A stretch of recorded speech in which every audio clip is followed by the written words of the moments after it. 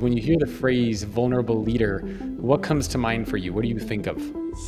To me, what comes to mind is, I think, being vulnerable, being authentic, being human means we are who we are authentically, either at work or home or any other situation. Can you share a time when you had to be vulnerable with your team, and if you have a story around that and you can share what the impact was? Oh, there are so many stories, but I'll give you a couple of stories. One is going back to my days. We're going to talk a little bit about leadership and vulnerability. And the first question that I have for you on that is, when you hear the phrase vulnerable leader, what comes to mind for you? What do you think of? To me, what comes to mind is being human, being authentic, being your true self, and Yeah. helping others do the same. So when you say authentic and true self, like what does that actually mean when you think of authentic and true self? Like if you were to, because we hear those phrases and we hear those words a lot, and sometimes it's like, well, what does that really mean? Well, especially in any stage at one's career, but especially when one is senior, a leader of people, leader of a team, working in a team, what it means is having the humility to say one doesn't have the answers yet, or being able to admit to a setback. I think we all have, over a period of time through our workplace, build these layers of experience that make us into these two different, selves. One is the work person, and the Yeah. other is the person with friends or at home.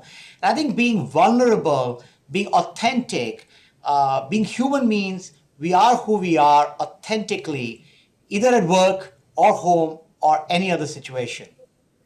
Yeah, kind of the single version of you. Yes.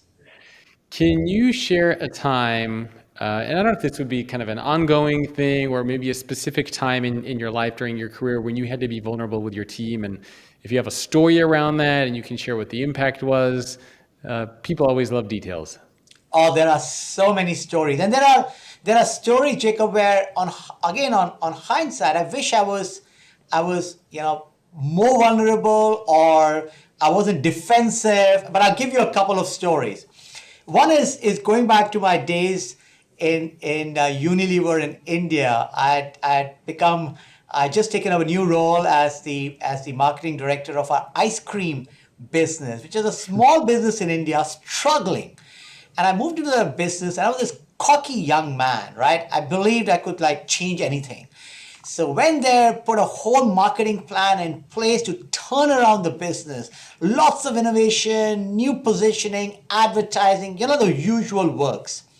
But then we did all that and we took it to market. The sales did increase a bit, but what wasn't really the turnaround that all of us were looking for and what we believed was the potential of the business. And what happened is, by the time we went to the market, it was already over. The summer season had been over. It was the monsoon rainy season in India.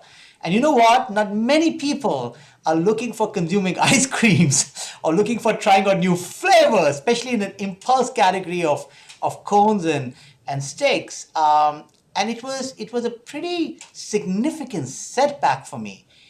And it took me time to be able to admit that we'd made some mistakes, that we'd missed some significant, simple consumer truths, and to do it with my peers and with my teams, and then say, what can we learn from this?